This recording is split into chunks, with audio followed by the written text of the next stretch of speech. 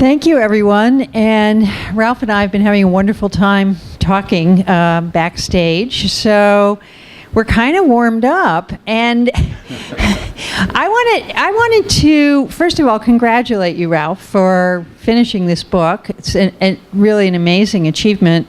And there's nothing I like better than to sort of get a new take on things I know well in American history. And I can see that you're pushing for a new paradigm for telling the story of the United States, one that relies on the boldest and perhaps the most contested promises of the nation's Bill of Rights, which is, of course, the right to free speech.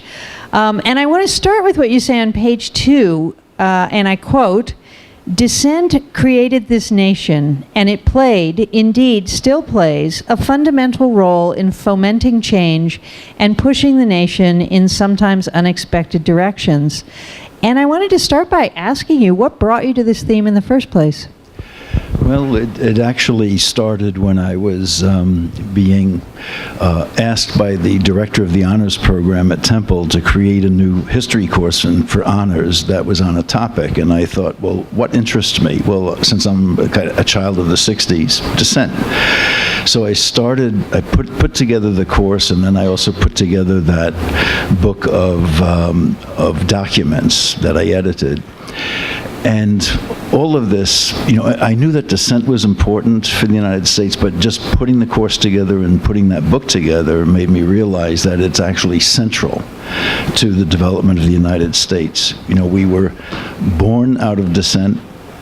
I mean, in the 17th century, religious dissenters came to the New World, Puritans, Quakers, and some others. Religious dissent was kind of a dominant feature in the 17th century. By the 18th century, it was political dissent, which led, of course, to the American Revolution. And then we put it into our founding documents that we have the right to dissent, and Americans have been dissenting ever since.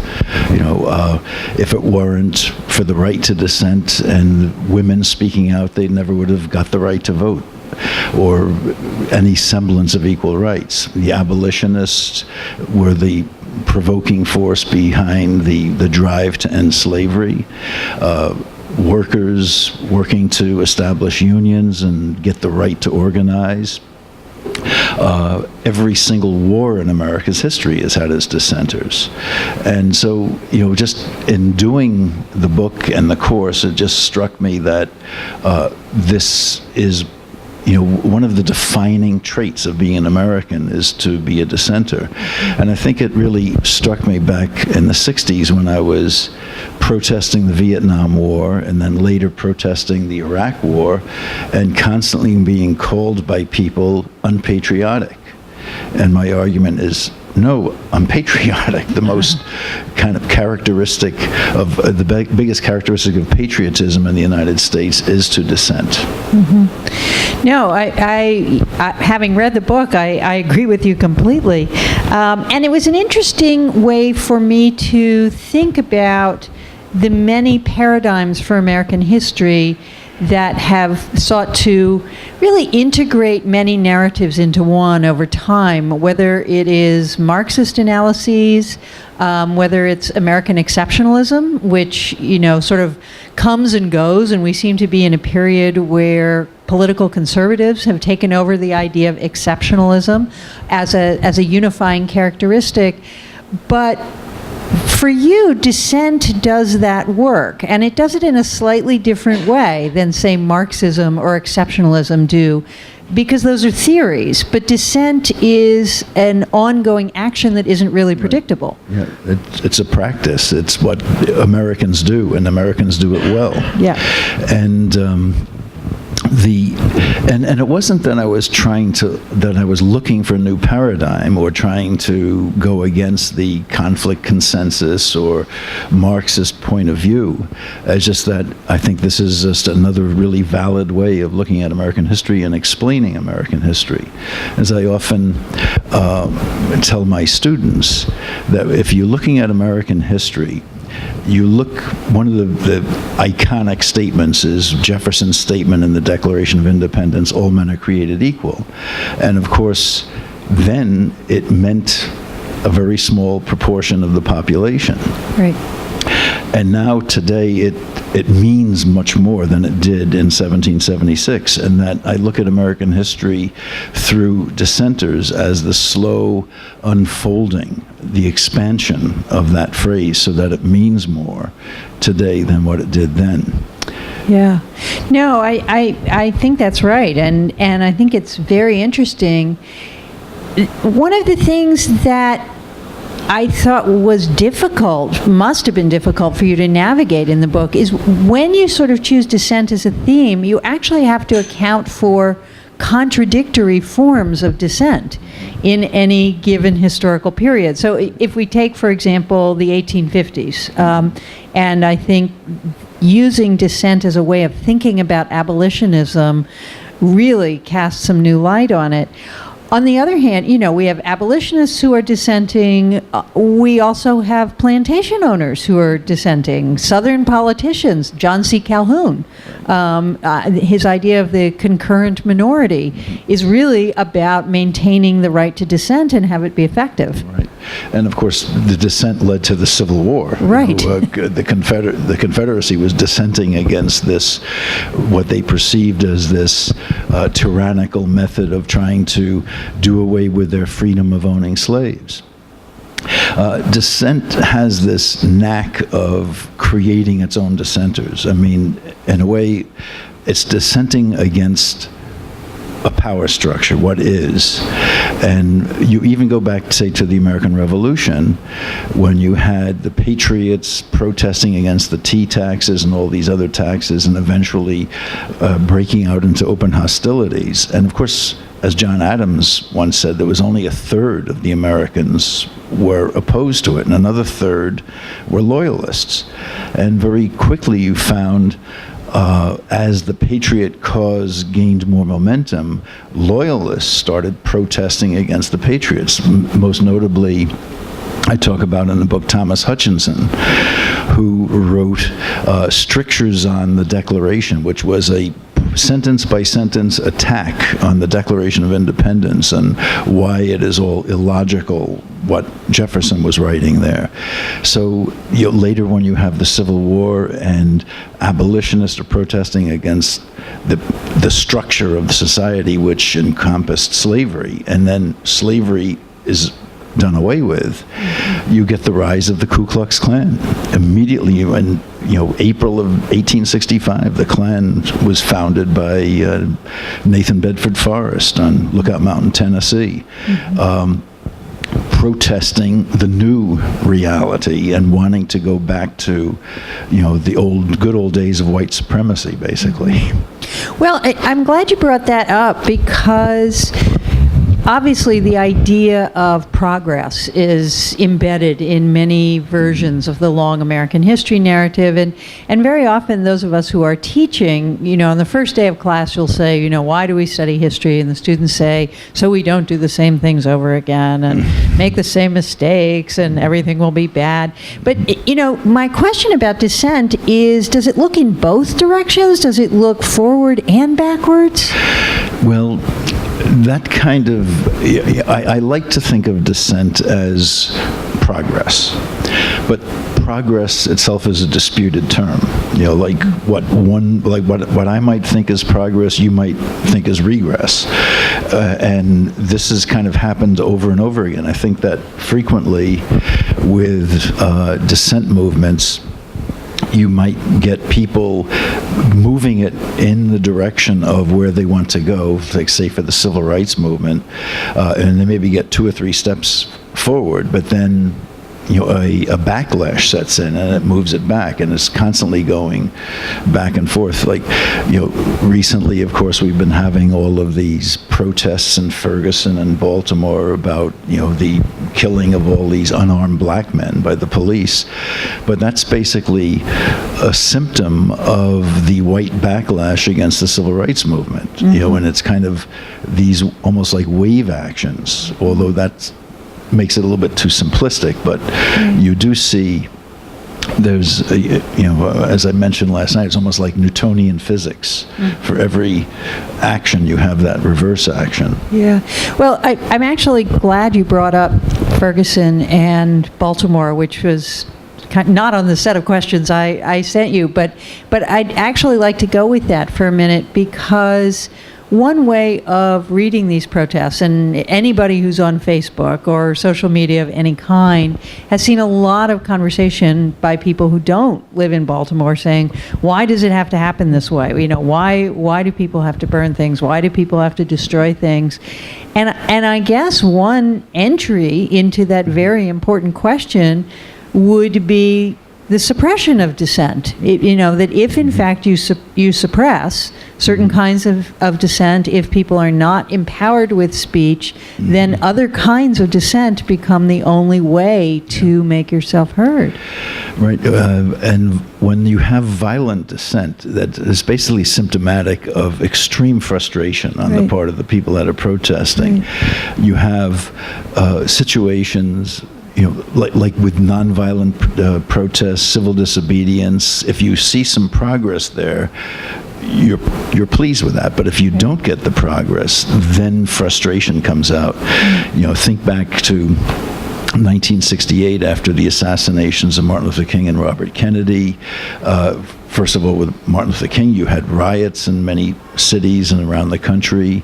By the end of that year, you had the birth of the Weather Underground, had completely given up on the political process and began, you know, going around setting bombs off in buildings. But you know, you do get that frustration that comes out that way. Right. You know, it's interesting. I mean, you can go back even further to the American Revolution. You know, Rhys Isaac, for example, in his study of Virginia, argues that nobody in the American elite wanted to go to war with England, and they tried to put it off as long as they could, and that it was really poorer people from the West who pushed them and undermined their authority, and reluctantly they had to. It was also the middle-class merchants in Boston that didn't like the fact that they were being cut out of their middleman process with the tea. But that's a good example, that there are actually different kinds of dissent that coming together produce one massive world-changing historical event. Right. And they create large movements. For example, Occupy Wall Street.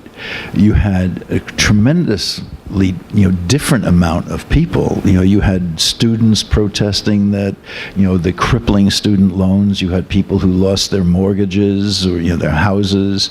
You had people who were unemployed. So you had, you had right-wing types and left-wing types all getting together for Occupy, and you know, with this kind of all these variations of economic dissent, and so yes, you do have, you know, you can get pretty massive movements going. Now, Occupy hasn't really been a success, but it has changed the dialogue. It's brought up, people now talk about income inequality, and they weren't talking about that before. And so, you know, and that's another feature with dissent, is that sometimes you don't get what you want, but you are affecting the discussion and getting people to look at things in different ways. And in a way, it's also, dissent is like erosion. You know, there are ideas that people have that slowly get pecked away at because people are bringing up new ways of looking at it. And there's a lot of resistance to that, but slowly it starts to erode and new ideas start gaining traction. I mean, think of, you know, the gay rights movement and how, you know, really only 5 years ago, people would think, you know, this marriage equality would never come to pass. But it's suddenly, you know, the paradigm was so eroded that suddenly you were getting, you know, a very fast movement in this direction. No, it's interesting. I was also thinking of the boycott, divest, sanction movement, which I have had some conflict with people about, because there's some pieces of it that absolutely makes sense to me and pieces of it that don't make sense to me.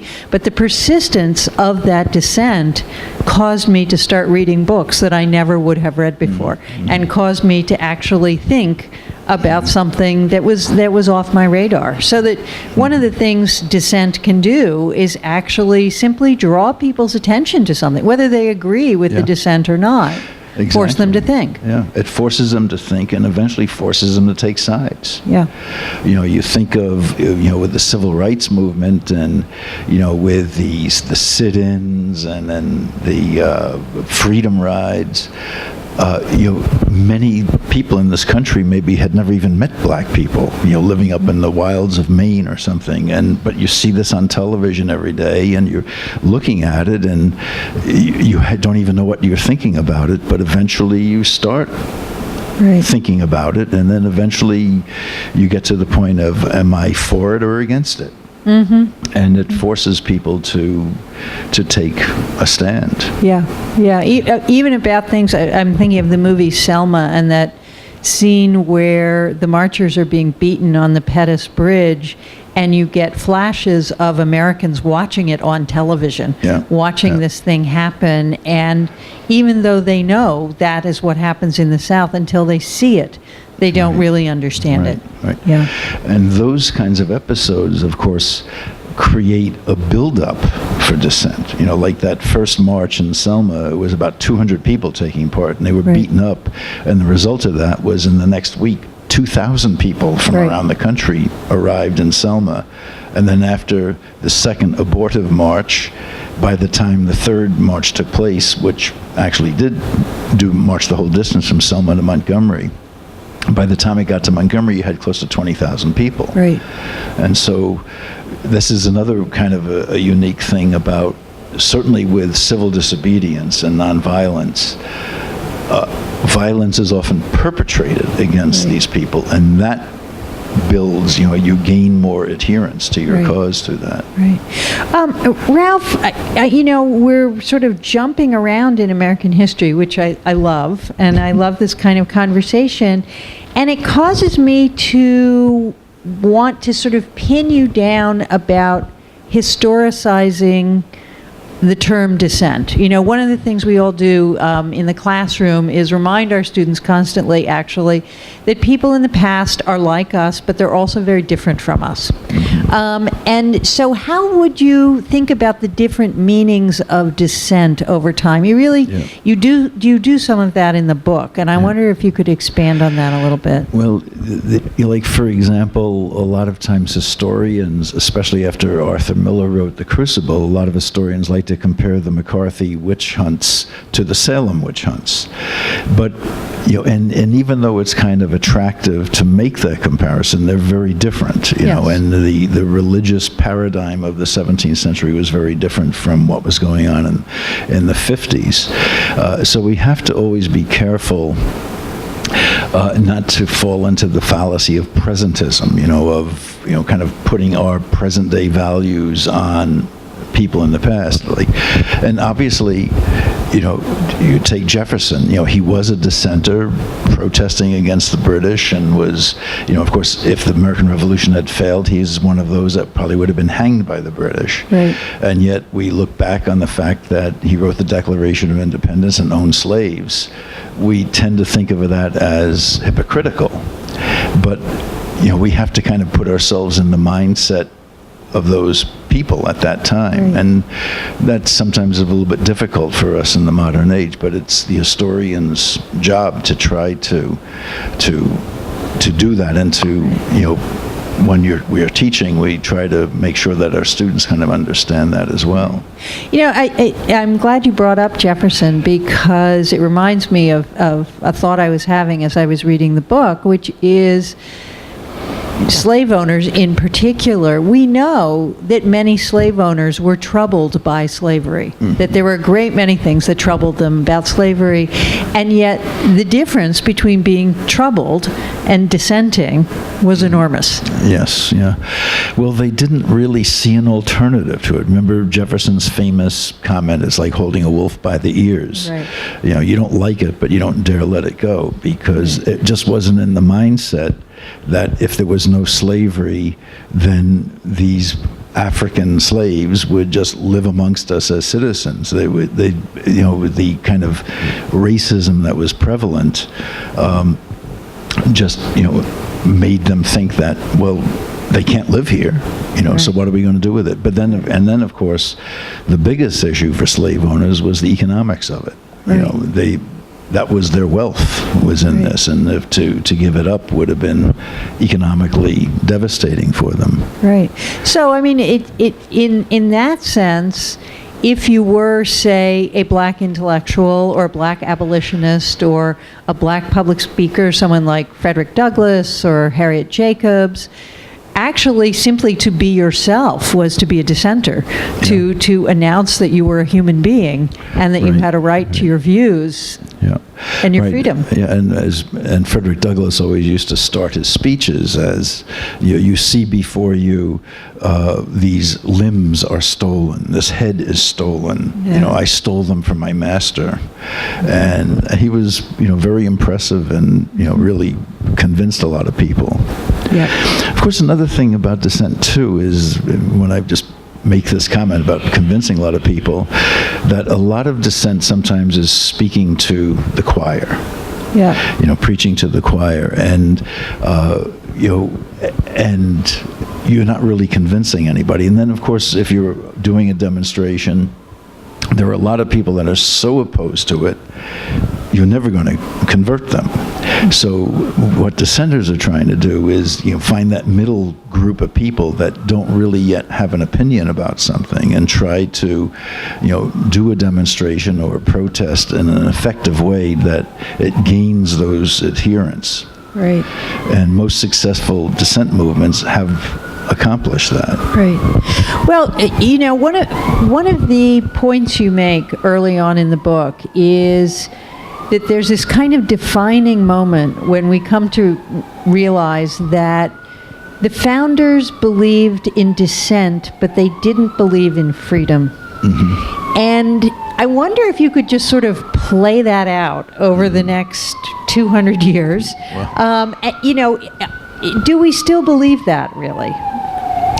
Well, it starts before that. It starts, like one of the enduring myths or legends about American history is that, Puritans settled Massachusetts Bay for the concept of religious freedom. They didn't. They wanted to be able to practice the correct religion, which was their religion. And anybody who dissented against that, as Roger Williams and Anne Hutchinson found out, you got expelled. Right. So it wasn't for the concept of religious freedom. It was for their ability to do exactly what they believed was right. And that kind of plays out all through this period of time when you think of the debates between the abolitionists and the defenders of slavery, they're both talking about freedom. Abolitionist freedom for the slave, but the defenders of slavery is that it was their God-given right to be able to own slaves. They paid for them, it's their property. When you think of, I remember when I was a kid back in the 50s, I loved Davy Crockett, the Walt Disney thing, maybe some of you might know that. And, he dies at the Alamo, and I used to think what a great thing to be able to die for freedom at the Alamo. And then later when I was in graduate school, I realized, well, the freedom that these guys were dying for was the freedom to own slaves. Right. Because they wanted Texas to become independent from Mexico, and Mexico had outlawed slavery. Right. So the Southerners who had gone in there, part of the reason for their rebellion was to be able to have the freedom to own slaves. Yeah. Well, I'm glad you brought the West in that way, because we've been clinging very closely to the East. And one of the things that I thought about as I was reading your book was the ways in which sort of paradigmatic figures of American freedom are dissenters.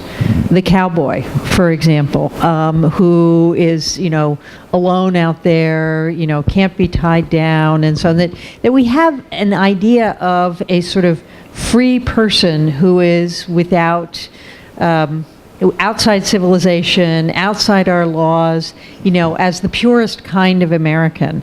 And, is that a legitimate form of dissent, is to extract yourself from society? Well, I think that, perhaps people that do that think of it in that way as an individualistic protest. But of course, the image of the cowboy is kind of greatly overblown.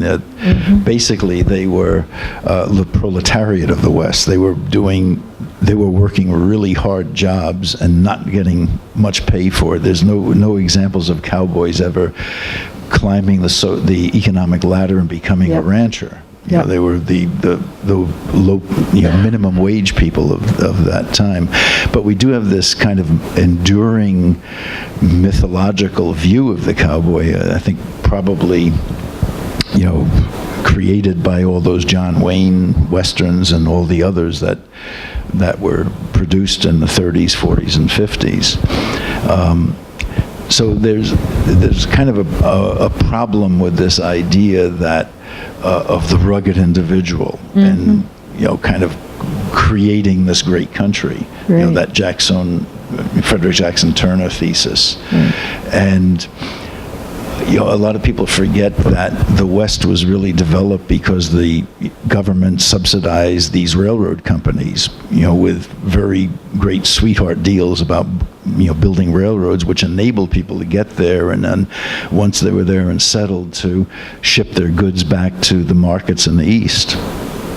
The federal government subsidized the canals and the irrigation projects that made the West more arable, although California is finding it's got some problems with that now. Right. Well, and the real dissenters were the indigenous people who were living on those lands, who, how do they fit into the tradition of dissent? Well, I find it very interesting that many of the Indians that I studied and looked at, like for example, Chief Joseph's speech to President Hayes, they're resisting white encroachment, they're fighting it, and at certain points they're actually using the ideology of Lockean Enlightenment kind of principles, like all men are equal and we should all be living equally on the earth. And so the Indians and many of their protests, they use the same arguments that they knew that whites would understand. Of course, it didn't do them any good. The problem that the Indians had is that the whites were just, had this almost like bloodlust for the land, and the Indians were on it. And so... I think, another thing that the idea of dissent made me think about is there are these sort of moments in American history which have been criticized on the left and the right, and I'm thinking in particular of the New Deal and the Great Society. And leftists criticize these moments because they say they didn't go far enough in creating a socialist society, whereas conservatives criticize them by saying, it was a Leviathan state taking over all of us, and have worked ever since to really push back at them. But another way to think about these major moments of government intervention is that they actually suppressed dissent by trying to ameliorate problems. And, how would you think about that? I mean, on the one hand, the New Deal was a certain kind of dissent. On the other hand, the revolution that many people imagined would happen during the 1930s didn't happen.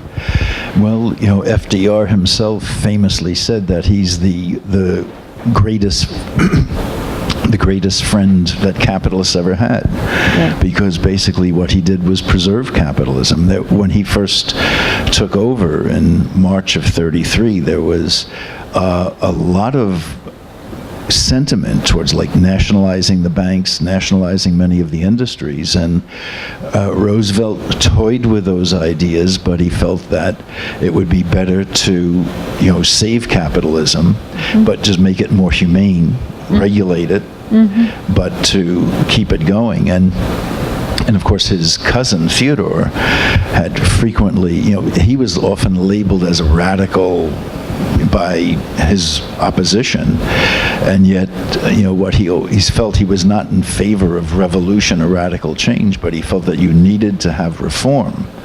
because otherwise it was like bottling up a volcano, and you're going to get an eruption, and that's going to create much more social change and dislocation. Well, and of course, one of the ways Franklin Roosevelt was characterized by his enemies was as a dissenter to his own social class. Right. Traitor to his class. Traitor, yeah. Dissenters are often called traitors. That's right. That's right. So are some dissenters more effective in making change than others? And I'm thinking about the things that move history in definitive ways. So what kinds of dissent really are effective in making change? What kinds of dissent haven't been? Yeah. Well, when there are a lot of situations where a movement it kind of comes to being, like with the anti-slavery movement or the civil rights movement or gay rights or feminism, where it becomes clear to more and more people that there is a problem. In the 1830s, when that first age of reform, Americans were so proud of being American, that living in a country, it was the first country to establish a government, we the people.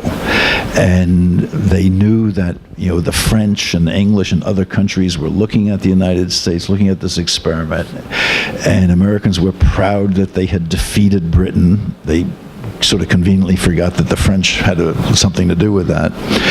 But they also became aware, this is a great country and everybody has these opportunities to advance wherever they can, but there are some problems, like slavery, and women don't have any rights, and workers, or industrial revolution was hitting and workers were suffering, and Indians are getting a bad deal. So you suddenly had this reform wave kind of take over.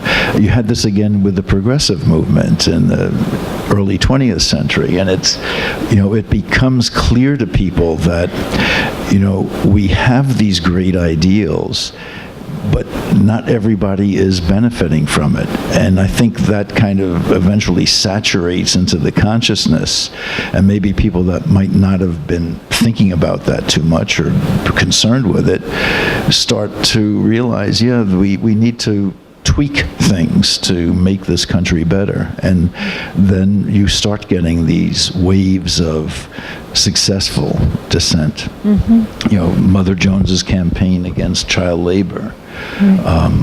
Just different things that the time comes. And then I often sometimes think that dissenters are in a way like Old Testament prophets. They're a little bit ahead of their time, and they can see where things are going, and of course they're vilified, but then things do move in that direction, and then we put them on postage stamps and stuff. Right. We honor them. Well, just listening to you, I'm thinking about Karl Marx, one of the original modern historians, and what Marx called contradictions were the things that he expected to provoke dissent, the kinds of dissent that would move history. And then Marx imagined there would be a moment, at which dissent was no longer necessary because the workers' utopia had arrived. When I read your book, I imagine that actually maybe we've been thinking about history all wrong. There isn't some end point at which we're going to solve all the problems, in which progress will have arrived, we will have come to some kind of stasis, but rather the process of history, perhaps more generally, is the process of dissent. Maybe not just in the United States, but other places too. No, I would say so. It's you have to almost, instead of you looking at Marx as the model, you have to look at Darwin, that things are just constantly evolving, constantly changing. And so, it's clear that we'll never get to a final point because things will continue to change, continue to evolve. And I think it's clear that from the first settlements in the New World by, the Anglo-Saxons that were coming over, which becomes the United States eventually. From day one, there have been people dissenting against something, dissenting against whatever is, and it has continued to this day. And I think that that's sort of a lesson we can think about from history, that it will continue that way, because I think of history not just as a study of the past, but it's a study of the present and the future. You can sort of extrapolate trends, and I think I say in the book, it's clear that at the beginning of the 21st century, dissent is here to stay. It's not going to go away anytime soon. Yeah. Well, one of the things that I noticed, too, was that your focus on dissent tries to move the conversation in a different way. And I can only imagine this was very, very conscious on your part and came out of the years of teaching about dissent. But it's very difficult to have a conversation about politics or about history nowadays without everything going in liberal and conservative boxes, or left and right, and so on. And so I took a look in your index, and I noticed that the words radical, liberal, and conservative don't even appear in your index. And I wondered how the focus on dissent allowed you to usefully evade these boxes, because I hadn't actually noticed as I was reading, as you were doing this, and then I finished and I thought, and I looked in the index and I thought, yes, that's absolutely right. So was this conscious?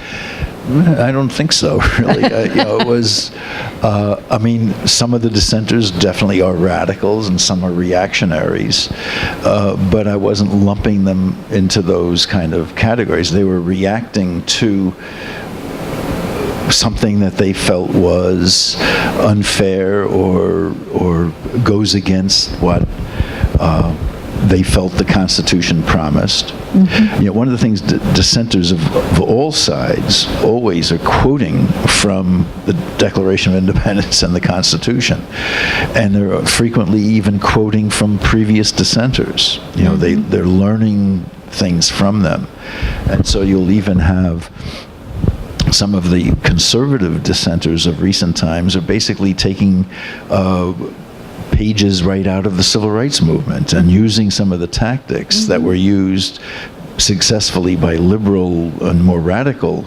dissenters, and using it for their kind of purposes. Mm-hmm. And it's like what I was saying about progress as a contested idea.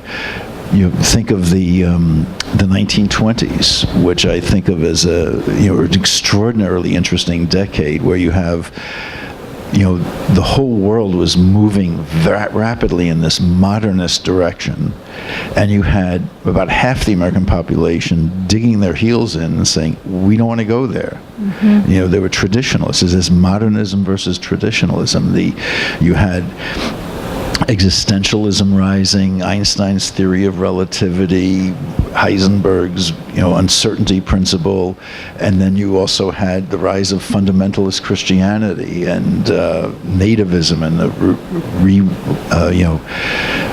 the second Ku Klux Klan, and just so many forces just fighting against each other. Right. Isn't there also, though, a kind of nostalgia or desperate hope among Americans that there will be similarities without dissent? I mean, I'm thinking about second wave feminism, for example, in which consciousness raising produced a hope among political women that actually being a woman would be enough, and that mm-hmm. women actually all did have the same experience, and they could all think the same thing. Mm-hmm. And then of course that shatters by about 1973 as all of the groups begin to split. Right. But identity politics, for example, is based on the hope that actually a common historical experience mm-hmm. can move people forward together without dissent. Yeah, as Gloria Steinem once said that women's liberation isn't just about women. It's about it's human liberation. Right. We liberate men from the models that they have to act and respond to. But there's it's a funny thing, like with feminism. I think of Phyllis Schlafly, and who just so fought against the Equal Rights Amendment. And you think, why is this woman doing this? And it just shows that even within groups that should have a certain sense of solidarity, there are conflicting opinions, conflicting ways of looking at it. Well, and Phyllis, of course, is one of the great examples of a dissenter, right? Because she is in fact very much and successful, very much in the minority among conservative Republicans. But also, one of the reasons Phyllis was against the ERA is she thought it would eliminate women's ability to dissent from the aims of women's liberation, that women would have to be in the army and they would not be able to opt out and say, that's not my role as a woman to do that. Right. And she also kind of played on that it would give too much rights to homosexuals as well. Right. And but there's a lot of, when you get into the political arguments that have a lot of religious quality, interspersed with it, it gets pretty tricky, and you get people kind of really going off on deep ends there. Right. Now, I'm thinking of the lawsuits that have been filed by various people who supply goods and services to weddings, saying that they don't want to do gay weddings. And there's a great line somewhere on Facebook or something like that. Somebody said, "Who knew there were so many heterosexual florists?" But that in fact people are saying this is something that I can't abide and I don't want to support it. Right. And that's become a kind of tricky moment, because on the one hand you might want to honor people's right to their views as long as they don't harm anyone, and I think the idea of harm of having to go to another florist is probably pretty slim. But on the other hand, that kind of dissent is exactly the kind of thing that removes rights from others. It's like the Catholic Church protesting based on the First Amendment, the contraception within the Obamacare, and all that, and using it as this is freedom of religion. Right. But I tend to look at, I don't really like to use terms good dissent or bad dissent. Right. But I tend to admire more dissent that is opening rights, or bestowing them on more and more people and not taking them away. Right. And as long, you go back to that Lockean idea about natural rights, is everybody has the right of liberty, for example, but your right, you have the liberty to swing your arm around as much as you want, but that liberty stops where my fist ends and your face begins. Right. If I'm trying to harm your rights, then that kind of goes against the basic principle of natural rights. Right. So you have to, like the thing with, say, gay marriage or something. I just don't quite understand how heterosexuals will say that if two people of the same sex get married, that endangers my marriage. Right. It doesn't. Right. And so let it go. Stop dissenting, damn you. One of our hosts, I think, would like us to maybe open it up to the audience. I'd love to check in with you guys to see if anybody has any questions or thoughts that they'd like to add to our discussion tonight. Anybody? Where do you see major trend currently in dissent? Or when you see what you think it should be? Well, there's a lot of dissent right now is still based on rights, people wanting to expand their rights and all. I think there's a lot of problems that have existed lately that are probably going to get more and more people speaking out about. For example, much of American history has been unfolding to expand rights. And the Supreme Court decision with the Voting Rights Act leading to efforts to try to restrict voting rights with the people have to have voter IDs and all of this. I think this is going to get more and more people protesting about.